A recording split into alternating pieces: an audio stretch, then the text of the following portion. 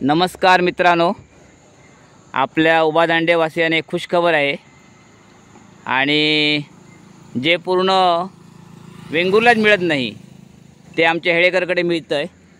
हेळेकर मंदिर जे आहे तिथे या आमच्या घाबरू या बंधूने एक स्टॉल काढलेला आहे बघा। आणि जे कुठे वेंगुर्लाच मिळत नाही ते इथे मिळतं, हे महत्त्वाचं आहे। तर काय काय मिळते बघा, इथे लिहिलेलं आहे। चिकन वडापाव, समोसा, चिकन समोसा, त्याच्यानंतर बटाटा वडापाव, मिरची भजी, त्याच प्रकारे आणखी चिकन समोसा पण। हे जे वेगळे आयटम आहेत ते कुठेच मिळत नाहीत। वेंगुर्लात कुठेच नाही आणि ते आमच्या इकडे मिळतात। हे आपलं खरोखरच महत्त्वाचं आहे इथे। तर तुम्ही येऊन इथे एकदा टेस्ट करा। आता आपण काय काय आहे ते इथे बघूया। हे बघा इथे इथे त्यांच्यानी असे आयटम बनवलेले आहेत आणि इथे भरपूर गर्दी होती मगाशी। आता मी आलो त्यावेळी, आता सगळेजण बरेचसे गेले। पण हे आमच्या इकडे हेळेकरच्या पाठीमागे राहणारे घाबरू आहेत आणि त्यांच्याने हा नवीन स्टॉल काढलेला। तर नाही म्हटलं तर 1 महिना झाला ना हो, 1 महिना वगैरे झाला। आणि हे बघा आता इथे तुम्हाला दाखवतो चिकन समोसे।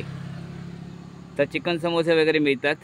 त्यांचा रेट कसा काय ठेवला आहे? चिकन समोसाचा रेट आम्ही 20 रुपये ठेवले। अरे एकदमच कमी आहे। वा, व्हेरी गुड। चिकन समोसा कमी आहे। आणखी आपले चिकन वडा ना, चिकन वडाचा पण 20 रुपये असा, पण आम्ही पावाचे 2 रुपये जास्त घेतो। म्हणजे 22-1 रुपये पडतो चिकन। म्हणजे जरा वेगळी क्वालिटी, वेगळी डिश अशी म्हणजे मुंबईची रेट जास्त। मुंबईला वगैरे जास्त आहे रेट। आम्ही आपल्या इकडच्या लोकांसाठी एकदम कमी करून, मार्जिन कमी करून ठेवलेलं आहे। छान छान।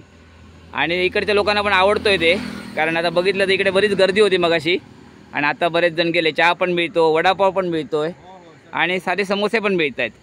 म्हणजे असं नाही की इथे येऊन परतून जायला नको तुम्हाला। तर हे हेळेकर मंदिरकडे आहे, आमच्या उभादांड्यावर आडारी रस्त्याच्या बरोबर समोर। आणि संध्याकाळचं इथे ओपन असतं, 4:30च्या नंतर इथे ओपन करतात। आणि चिकनचे आयटम एव्हरीडे।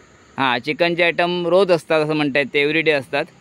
तर एकदा येऊन टेस्ट करा, खरोखर तुम्हाला आवडेल यात शंका नाही। कारण मी आता टेस्ट केलं आहे तर सगळे आयटम अतिशय उत्तम आहेत आणि टेस्टी आहेत। आणि मेन म्हणजे तर मी आता टेस्ट केलेलं आहे। तुम्ही पण या आणि एकदा टेस्ट करून आम्हाला कळवा रिप्लाय। थँक्यू, धन्यवाद हा व्हिडिओ बघितल्याबद्दल।